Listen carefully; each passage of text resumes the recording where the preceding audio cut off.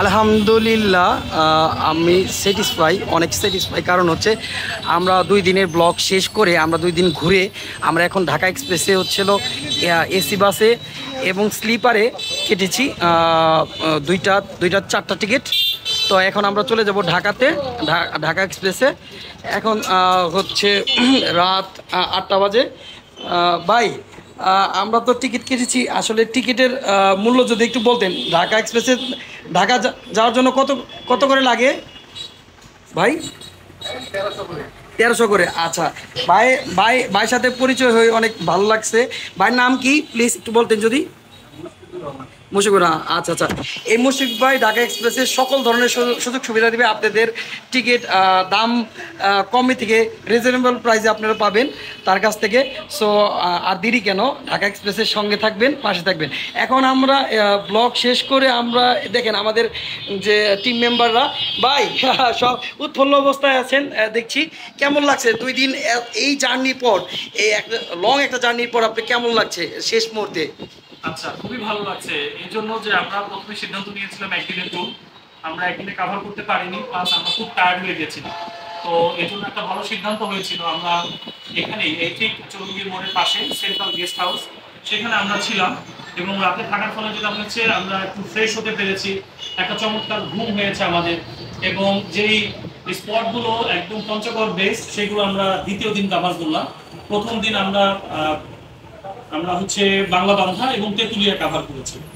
তো আর যে বাসে যাচ্ছি, এই বাসে যিনি পরিচয় দিলেন মুশফিকুর রহমান, ওনার হচ্ছে চিত্তুর ভাই। সো উনি খুব আন্তরিক মানুষ।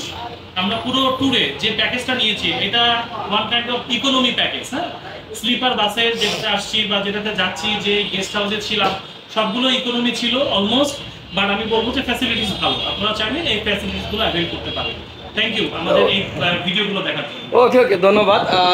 সোয়া, কেমন লাগছে সব মিলে 2 দিন ঘুরে? তাই তো, আবার আসবো আমাদের সাথে। হ্যাঁ মামা, সব মিলে কেমন লাগলো?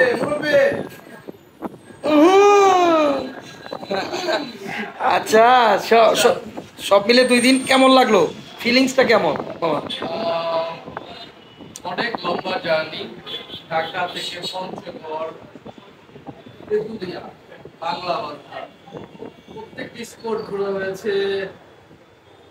জার্নি ছিল, লম্বা জার্নি ছিল, সাহস ছিল, হয়ে গেছে। কিন্তু আমাদের একটু প্ল্যান মাফিক কাজ করা হয়েছে, তো এই জন্য আসলে খুব বেশি প্রবলেম হয়নি।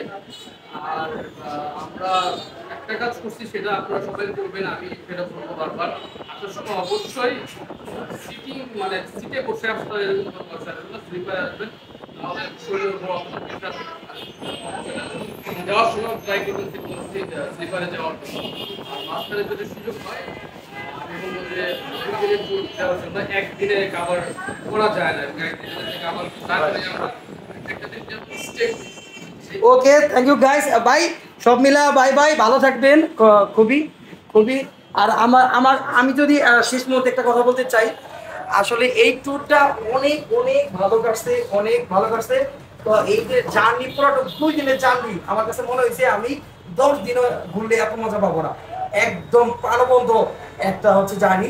সো আপনারা পঞ্চগড়ে অনেক দর্শনীয় স্থান আছে, অনেক যারা ভ্রমণ পিয়াসা মানুষ, তাদের জন্য এই পঞ্চগড় আসা হচ্ছে সৌভাগ্যের।